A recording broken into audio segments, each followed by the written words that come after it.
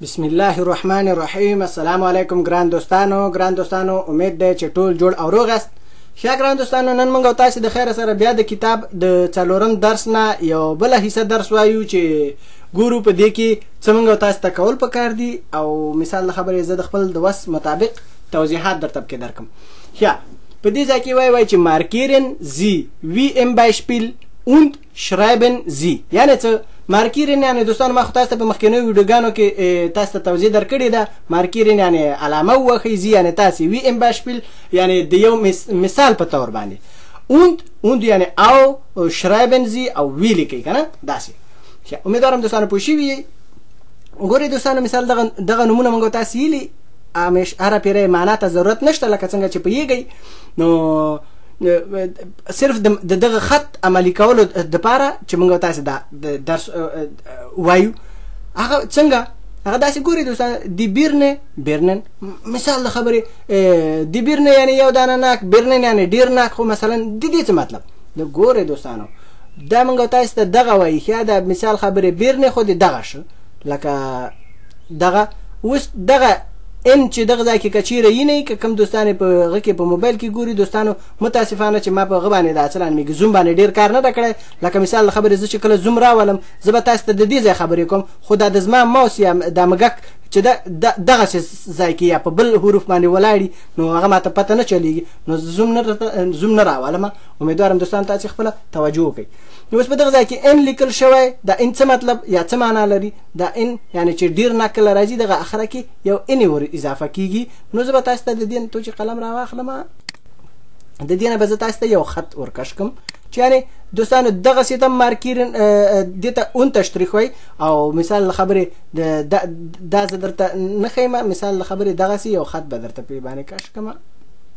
مارکیرن دوستانو یو غتم وای د اصل کې چې دغه یو رنگ په باندې وخی. ګوري اوس دوستانو زه یو بل مثال هم درکم. مارکیرن اصل کې چې دا یو رنگ کوي. ګوري دوستانو که تاسو ته چیرې دلته دا رنگ کوم نو دا لکه دلته چې کتاب کې څنګه لیکل دي. اوس ګوري زه به تاسو یو وړکې مثال درکم. که چیرې موږ داسې چلو کو چې دغلته یو دانه هغه وکړو دا څنګه لکه دغسې ګوري مثال خبرې دغه د یو رنګ مې راواخسته او دا مې راواخسته نو دا خو په قبول کې شو.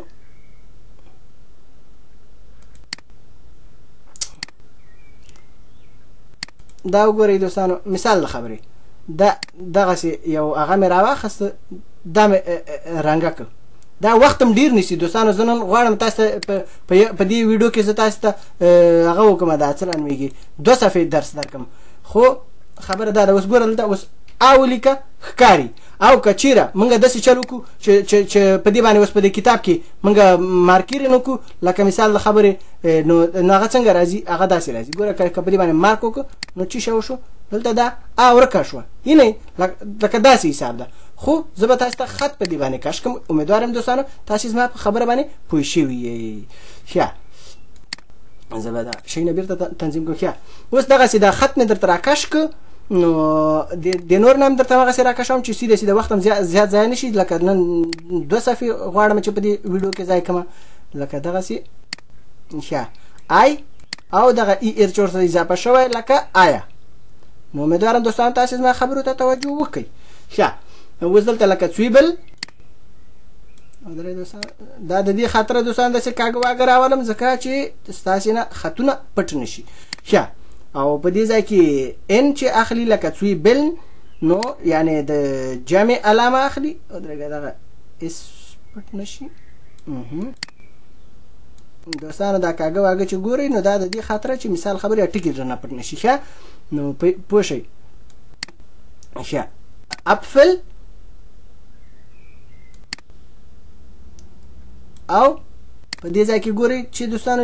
لیکلي دي دغه ټکی راسکه پاتې کېږي. زه به یې بیرته کشوم چې اوږد شي هغه بل ته استفاده شي.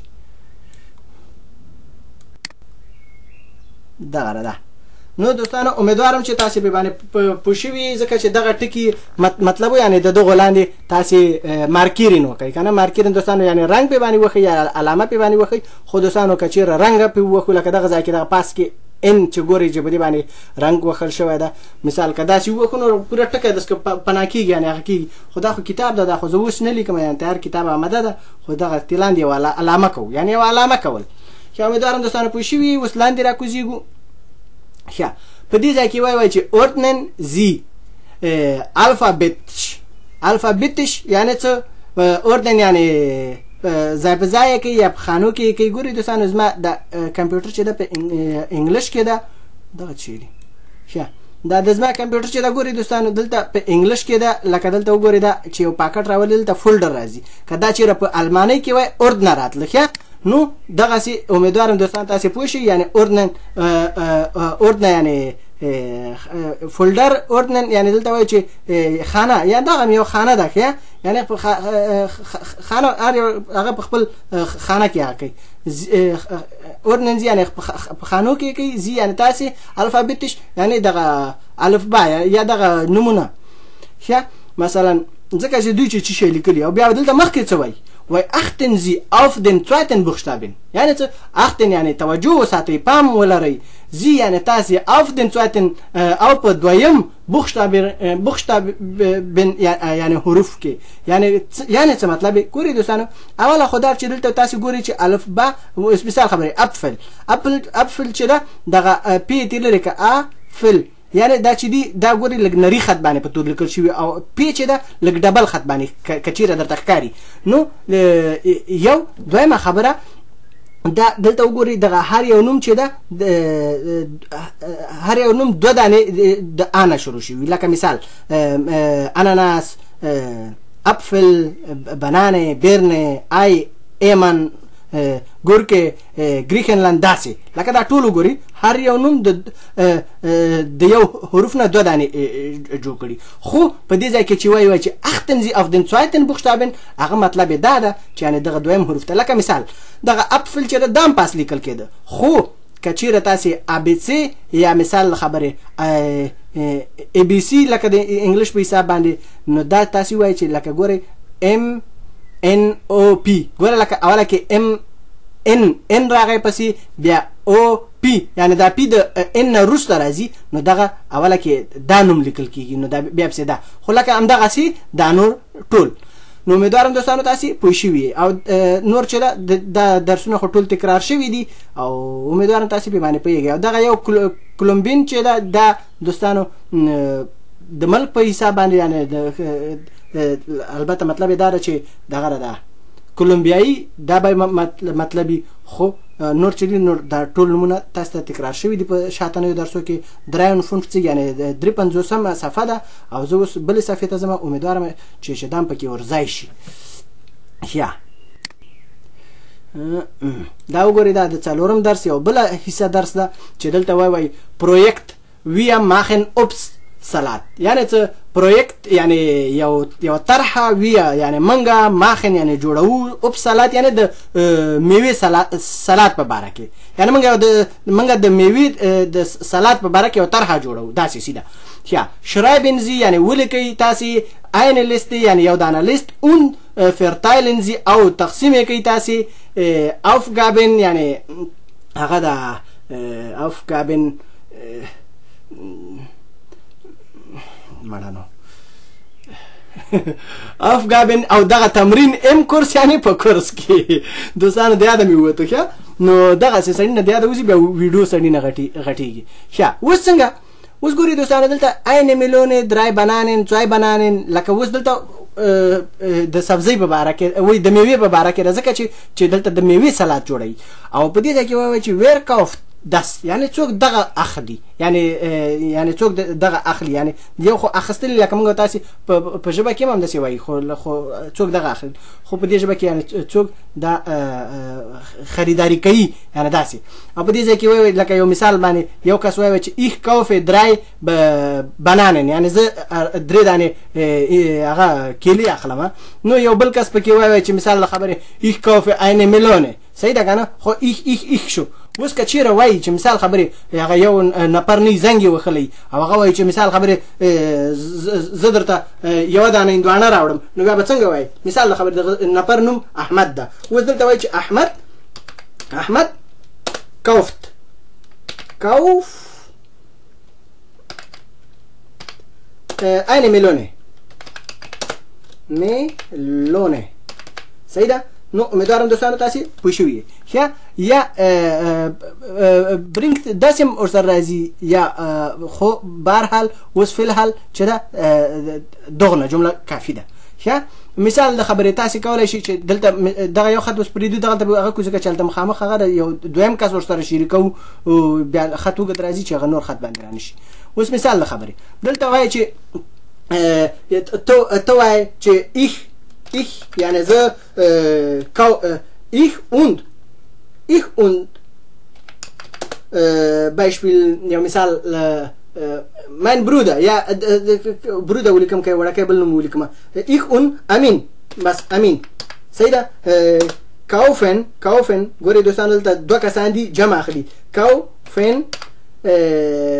مثال د خبرې چې چی شی چې میوه یي سبزي نه یي kaufen Ananas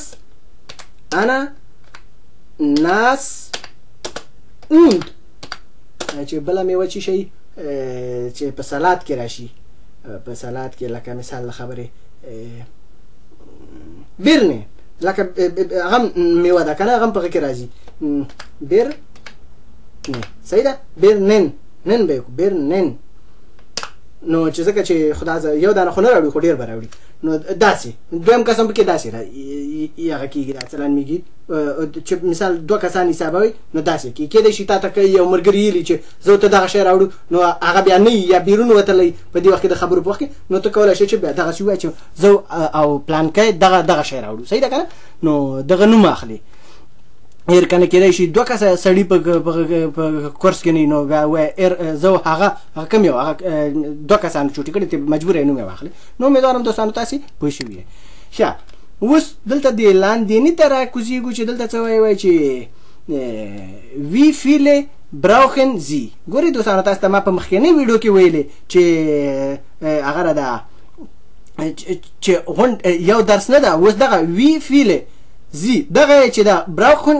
صحیح ده په نور هغه کې هغه شوی خو لیکن دغسې جمله کې کېدای شي نه تکرار شوي او دا اوس بل هغه ده وي یعنې څنګه فیل یعنې ډېر براوخن یعنې غواړي زی یعنې تاسې لکه که ټکي ټکي معناو کې بل شی دې جوړي خو په دې ځای کې مطلب ده چې څو دانې غواړئ تاسې یعنې لکه دلته عکسونه شته دي دغه شی نه شرایبن زی یعنې ولیکئ eine große Schüssel یعنې یو دانه غټه کاسه 6 kleine Schüssel für Teller, ein Messer, ein Gabel یعنی دلته انې مرسره لیکلي لکه جمع یعنې درې څلور دانې مرسره کولی شي ګابل نو یعنې لوفل یعنې کسان ډېري نو کولی شي چې بیا ډېر ولیکئ خو یو مثال درته ما جوړ کړی صرف دا لیکلی که نور شیونه تیار دی په کتاب کې شته د کتاب دي.